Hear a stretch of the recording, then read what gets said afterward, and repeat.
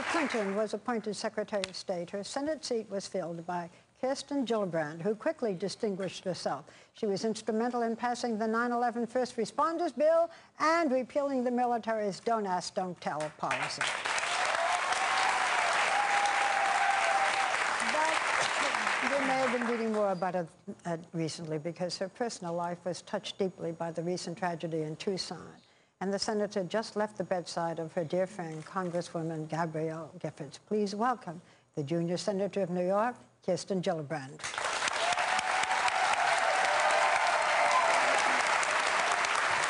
I should also mention in passing that you are the mother of a 7-year-old and a 2-year-old, whom you're bringing up perfectly, right? Well, yes, they're wonderful children. And Henry's the 2-year-old, and Theo is the 7-year-old. And they love trains, they love trucks, anything with wheels. Do you feel like, I mean, traveling back and forth to the district, I mean, is that impossible to just keep on top of their schedules and everything? How do you Well, we try to keep it as normal as possible. So my schedule is a little different during the week. I really try to bring them to school every morning, pick them up in the evening, read them their books, give them their baths, and put them to bed. So let's talk about the Congresswoman, because you were with her when she opened her eyes for the first time. Tell us about that, and also bring us up to date. How is she doing? Well, she's doing great, and she makes so much progress every day. I just talked to her husband, Mark, a couple nights ago, and she's really doing wonderful. And I think her courage and her strength is really inspiring the whole country. Did she recognize her husband yet? Yes, absolutely. She understands what's going on around her. When we were there in the hospital room, we were there with her mother, her father, her husband, Congresswoman Debbie Wasserman Schultz, Speaker Pelosi, and she knew what was going on. She was holding my hand, and we were talking to her. You were she did, and she was squeezing when we were talking about the fun things we wanted to do as soon as she got better. And you know, when she heard our voices, and we were there telling about what, you know, and I told her that she was inspiring the world with her strength, and I wanted to give her the understanding that her courage mattered. And how do you know she knew? Because she squeezed my hand every time I said something positive and wonderful about her. She could respond, and so when we can't speak. Not yet, but she will. Yeah. I know, and we just have to keep praying.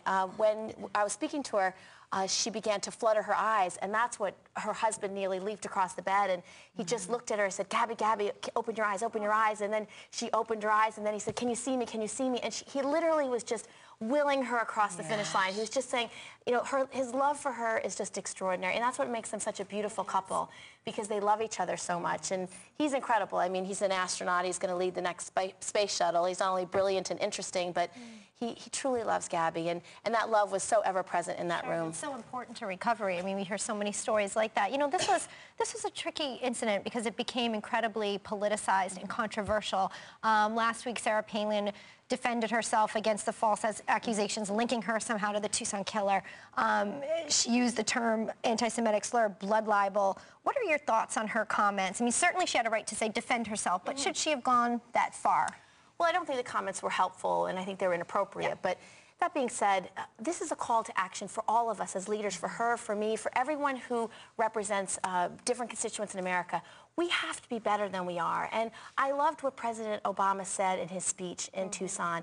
He said, we have to live up to the aspirations, the expectations of our children. Absolutely. And he used Christina Green's life as a metaphor for all of our nation's children. And I think that was so important. I think, so it's an opportunity for all of us to bring each other together so we can get to the tough issues. I understand that at the State of the Union address, you are pushing for bipartisan seating. Yes. So that, you know, usually you have the Republicans on one side and the Democrats on the other. Fantastic idea. And it's a visual cue for bipartisanship. Are they going to go for it, do you think? Yes. Many of us, we're just going to do it. We're just going to go down and sit where we want to sit.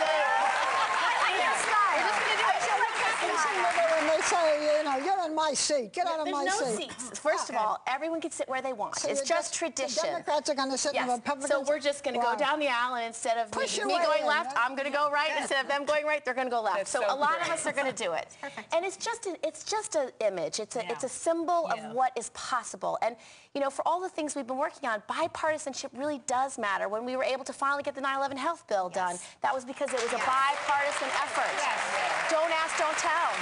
You know what? You're still going to have voices, radical voices from the left and the right. That doesn't mean that Congress has to be like that. That's what the American people don't want that. We can shoot our mouths off in the press. that's not your job, right, in my opinion. The American people want results. Exactly. So get to work, all of you out there.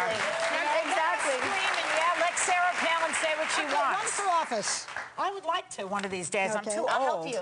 I'll help you. You are not too old. Well, speaking of election, in 2012, I know that you're planning on running, again, re-election. Yeah. What are your main issues?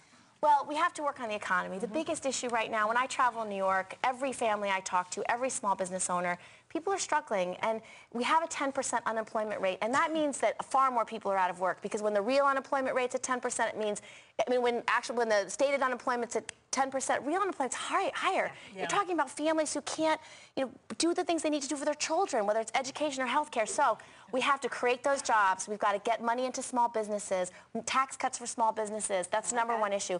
But there's other issues. I also want to work on marriage equality. I want to make sure that everyone in this country can be married to the people they love. I want to change it up a little bit. November, Vogue did a feature issue on you.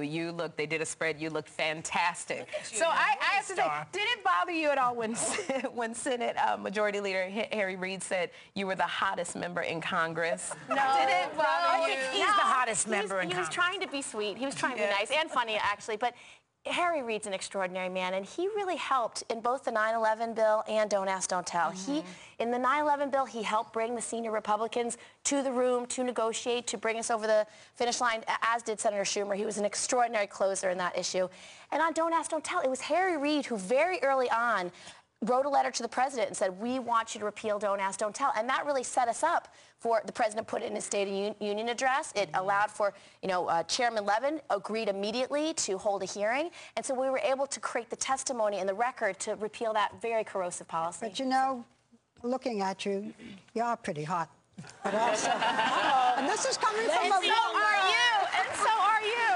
Lesbian alert. But also everyone, people can see why you are filling the Secretary of State, filling the Secretary of State seat, and why you are running again. You and I go back a long way now, and I'm very proud of you. Barbara was one of the nicest people to me. When I was first appointed, she invited me to her home, and she had this beautiful dinner party of all these fabulous friends of hers, and it was one of the kindest, sweetest things anybody did at that time, when most people had no idea So I'm totally responsible for her. If you're a Republican, don't put that on me.